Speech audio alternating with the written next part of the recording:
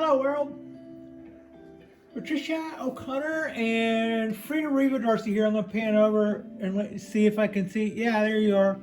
Look up, little girl. That one here up there, that little scamp. All right, what we're doing tonight? What are we doing? Well, this is going to be our midweek draw, and what you're looking at there is that small bald cypress that I showed 2 videos ago, which that video is still going gangbusters. And this is our mame little bald cypress. I've had this guy I've had this guy a couple of years now, and I keep making mistakes with it. This tree is, like I already said, it's a bald cypress, and it was originally a twin trunk, and I thought that I would have it be some sort of twin trunk, and I was going to do a literati bend in both of the twin trunks, and I thought they would mirror one another in their motion, and I thought that would be such a cool thing. I had this pictured in my mind. I wrote off, I saw somebody that was selling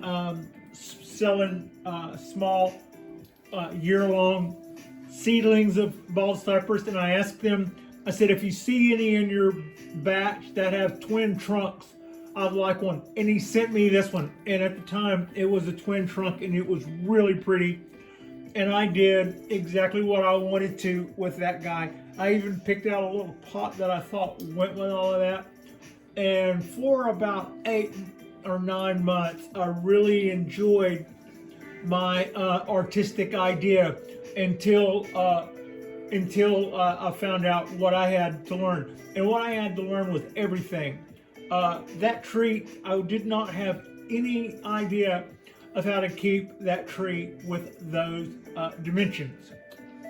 It outgrew those dimensions. And while being a twin trunk, you know, if it would have not been a twin trunk and it would have just grown too tall, I could have gone back and chopped it back. But the problem was it was elongating down here, and all of a sudden my twin trunks were up here out of frame.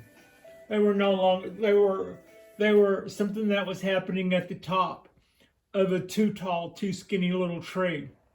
So with some regret, I chopped it back and said, this is going to be a formal, upright bald cypress. And then I put it back in the same pot that it was in. This past fall, it was looking pretty good to me, and I repotted it into that small pot. And then since the last a little over a year, I've been feeding this tree. And you've also mentioned that I'm feeding my other bald cypress trees. They have a lot of taper to make in their trunks. They have all of the foundation work and the tertiary, the secondary and the tertiary work to go on the ramification. So we've got a lot of lumber to build with those trees, and so I'm feeding them and I'm letting them grow out. And doing the same thing to this tree has screwed me up now twice. And the reason it screwed me up is this is a much smaller tree. I'm trying to keep it as a smaller tree. And when I cut this tree back last year, I was able to cut this tree back small enough that when I wired up a leader, I still had a tree that was less than 4 inches tall. And right now we are still looking at the trunk. I mean, just the trunk right now we are at 10 inches tall. It's grown 5 inches since this spring, and that's not all just this leader here. This part of the tree where I chopped it has grown so much. It's taller than I wanted the whole darn tree to be. That much is done. So this was my last big chop right here, and we were trying to grow a tree out of that. Well, it did. It just elongated all of that up, because even though I wasn't using a lot of fertilizer, that small of a container, and me even chunking that down to one little square of BioGold, I fed it. And when it came to the other bald cypresses, they took off once they got fed. Same as this one, except that's not a bad thing with them. They can shoot for the moon for all I care. That means actually that's kind of what I want them to do. But in this one, it's really, so what we have to do tonight is, this would have been a typical little cypress tree deal where we're going to talk about our handlebar branches and our stuff that goes up, yada yada yada. But then at the end of it, I've got to make some serious decisions about how much of this guy I'm going to cut off, and do I give up on my aspirations of this being a mame. I think the main trunk is already blown mame out. I think that's like 4 or 5 inches by itself. So yeah, that leader that we wired up, that starts at a spot that I believe is higher than what mame is. So we will have some decisions to make there. I could probably add our lighting a little bit. I'll bring a little bit more overhead lighting in, and then I'll move in a little closer, and then give a little per diem to my side hack here. Okay, so yeah, this is what we're looking at. This is last year's branch, and I'm happy with it. It's got some growth back here. I'd like to see some stuff farther out here. This branch here is new. It's doing really, really well, but it is exactly right across from the one I decided to keep last year. So I could either, one of these has to go. I'm gonna go with the smaller one of the two. There. Sit down. I'm probably not gonna go taking off a lot of other right and left stuff until I take care of some of this straight up stuff and kind of clean this up a little. We've got quite a few branches, like 3 in this area, all coming from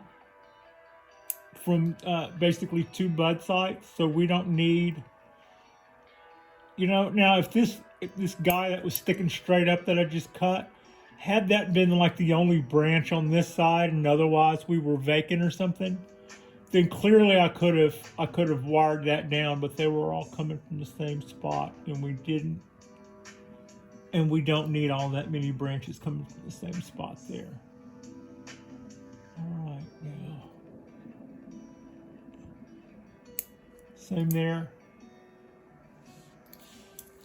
So we're starting to already, that was kind of like, this wasn't a huge mess, like it wasn't something you couldn't see the forest for the trees kind of thing.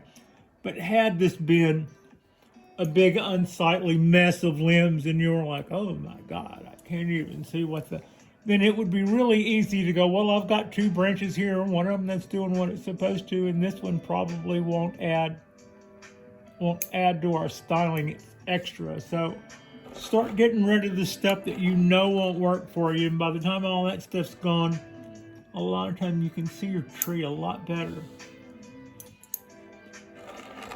All right, it's already starting to come around, and I can kind of see a not bad design here. I would like to see,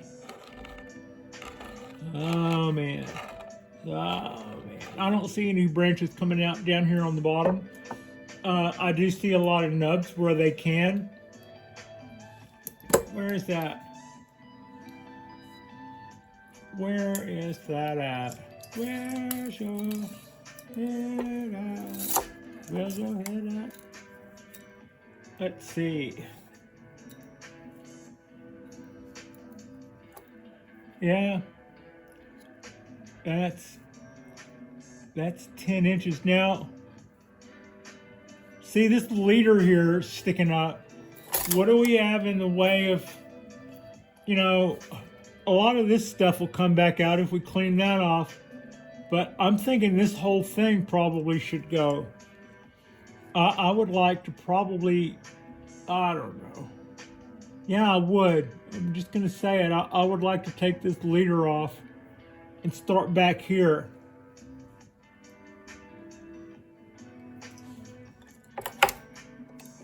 Let's clean up some more while I think about that for just a second. You just think about what you're thinking about doing before you go do it all. Again, this is 3 branches coming out of the same spot. So I want that one. Get in here. Right in there. And I don't know if y'all saw that. I just switched hands with the scissors.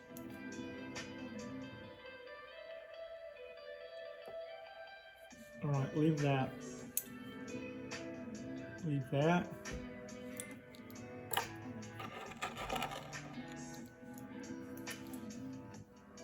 Don't leave that.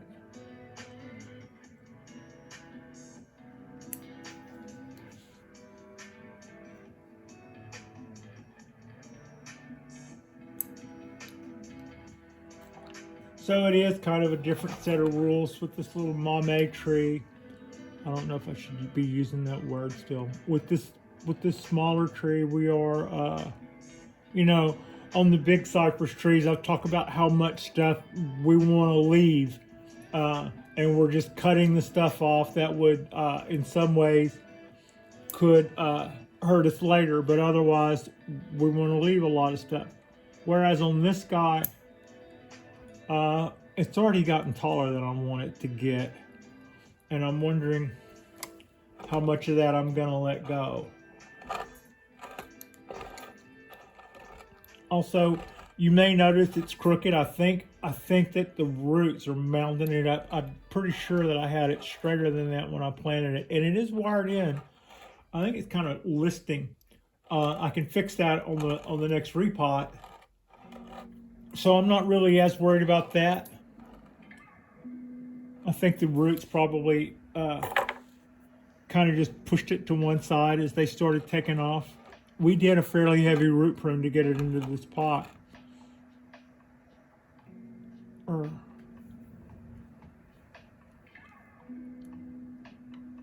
right. Let's take that off too.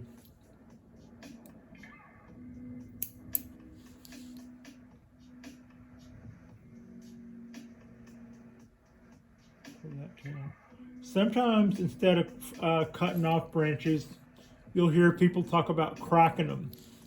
And cracking them where as if this guy was going straight up, take it, just kind of do that with it. Just kind of, I didn't snap it yet.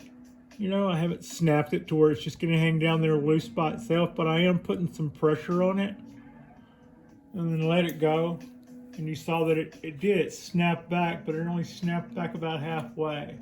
A couple of days, that'll start working itself back up. But if you do that again, a couple of more times, that plus a little bit of length, and it'll start laying down like it's supposed to. If we let it. I don't know, Davey. I'm gonna chop that. I'm gonna chop all of this up here. We're gonna cut back to here. And the reason we're gonna do that is because I've got a whole bunch of bud sites here. And either that will do something or it won't. And if it doesn't, we'll get a sprout from here at the base or we'll get a sprout from here at the cut and then we'll start over with our leader that way. But yeah, I'm not cutting it all off, but I'm gonna do this right here. Cowabunga. Go all the way through, Patricia. There you go. I'll let it get too big. Now where are we? Height-wise.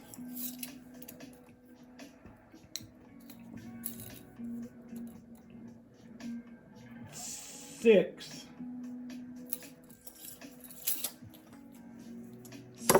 huh?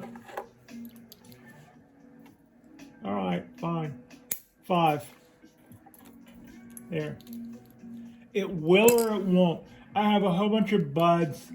I mean, you can just see on cypress trees, the bark looks a little knotty, and those are all the bud sites. So either they will or they won't. And if they don't, something else. You saw how many other things wanted to be a leader when we started this mess. So we get any more of those, we can start over with one of them. I was halfway tempted to do a chop back here somewhere and try to reduce this height. I like the fact that I've got a trunk that's this thick, and I don't want this part of it to keep elongating out to where this is going to end up 10 inches long this time next year, or this time by the end of the summer, the way things are going. So I'm going to stop feeding this guy, or at least take a lot more, pay a lot more attention to how much it's getting fed. But throwing one little cube of biogold, say, you know, like one of those guys there per that little pot, whereas normally a dose would be, this one's already a third of it's gone just because it's, you know, broken down. But a dose of biogold would be 3 or 4 of those in about a little 4x4 area. And I take my bonsai pots and I divide them up by how many, about how many 4x4 areas to divide that tree up in. And then I'll put a dose in every one of those.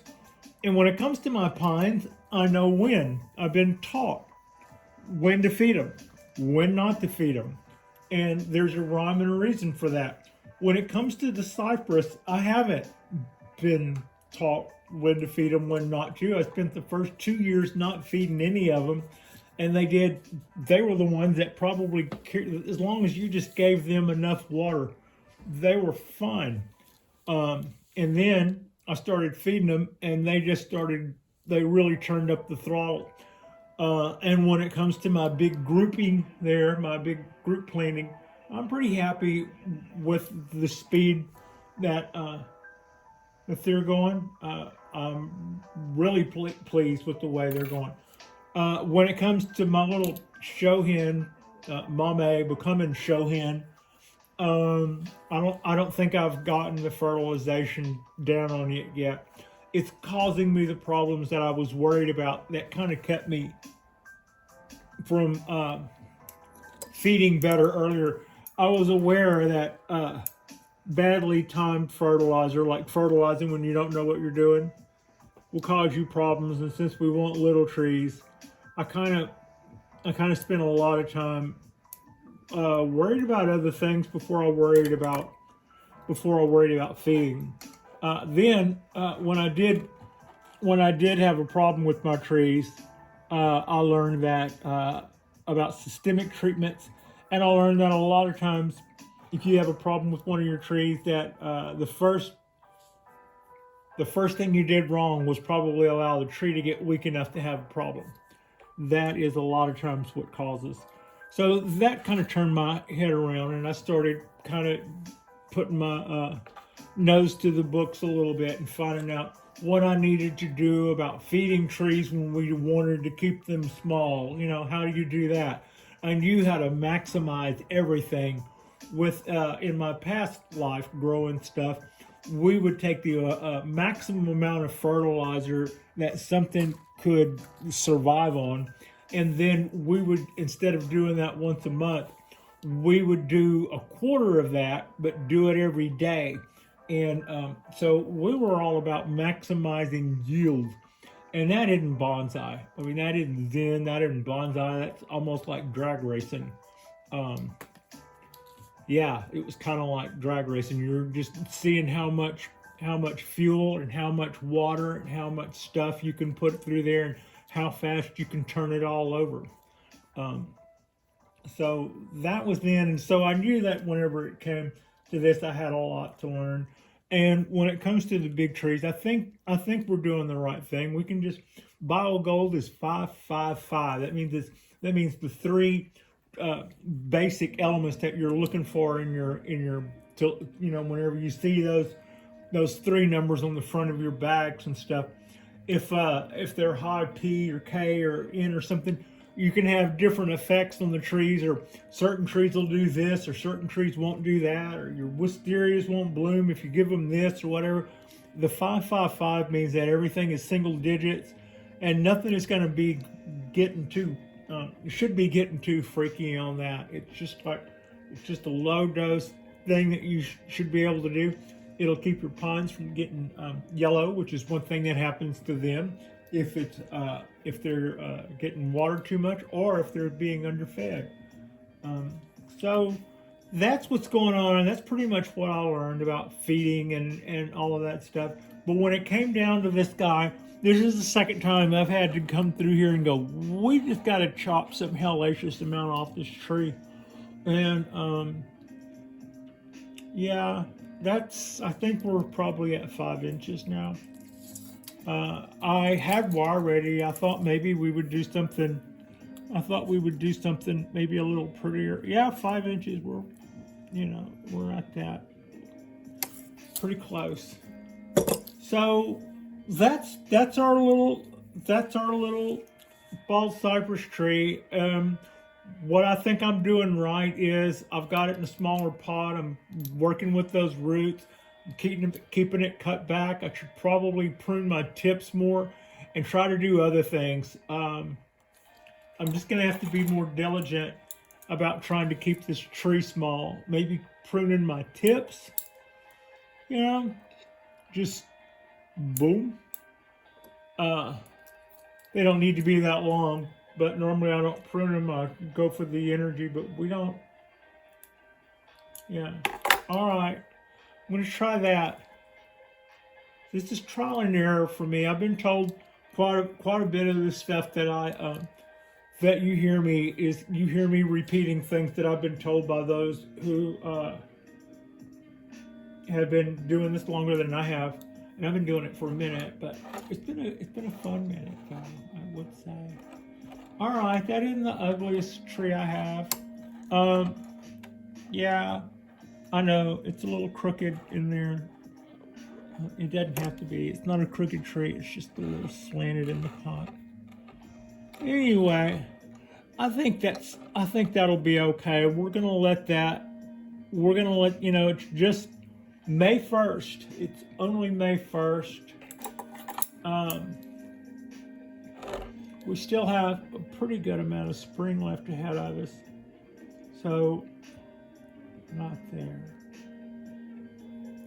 There. We still have a pretty good amount of spring ahead of us. And I think this thing will be fine. I'm going to have to try to figure out how to make a small cypress tree, because those things, they want to grow a lot. If you water them like you're supposed to water them, I'm never going to not water it like I'm supposed to water it. Then they grow like weeds. And, which is funny, because when it comes to the other, just really quickly, I'm used to seeing bald cypress trees grow fast because I'm from the part of the country where they come from. And I was noticing, I'm always bragging on how everything loves to grow in California, whether it's good or bad. Everything, all the good stuff grows, plus all the bad stuff grows. Everything just grows in California. Powdery mildew is like the state bird here. But the flip side to that is my cypress trees, my grouping, they are not growing as fast as they would be, say, in Florida or in Alabama or in Mississippi, somewhere along the coast where the humidity is solid water, and they see those 90-degree temps in the summers and those meridian blue skies. Cypress tree there in the front yard, you can get 10 or 12 feet growth in one summer out of those guys easy. I mean, it looks like a fishing pole. It's just one little stick going straight up, but they'll send those leaders up super huge, and then over the winter those things will get surprisingly thick. And we haven't been seeing that here. Even when I had my 3 bald cypress trees on the rail, and they were getting full sun from equator to equator, we weren't seeing that kind of growth, but they sure are happy here. They're growing well, and so yeah, that's what's kind of going on there. I think those guys down, in those other Texas where I was from, Southeast Texas, that was just swamp and bayous and stuff, and those cypress there grew very fast and got huge. Anyway, that's about all we have going on. Like and subscribe if you guys haven't already. Our next spot will be in a couple of days. We're going to drag in some pines and start doing some more pine work. I just had this one tree to pick up, and while I was gone for 3 weeks, I watered the trees every day. I was able to keep up with all of my stuff, but I hadn't really taken the time to individually look at them. And when I individually looked at this one, I was like, damn, you got kind of leggy there all of a sudden. What happened to you? So I felt like we needed to do something, and we did it. Anyway, thank you so much for watching.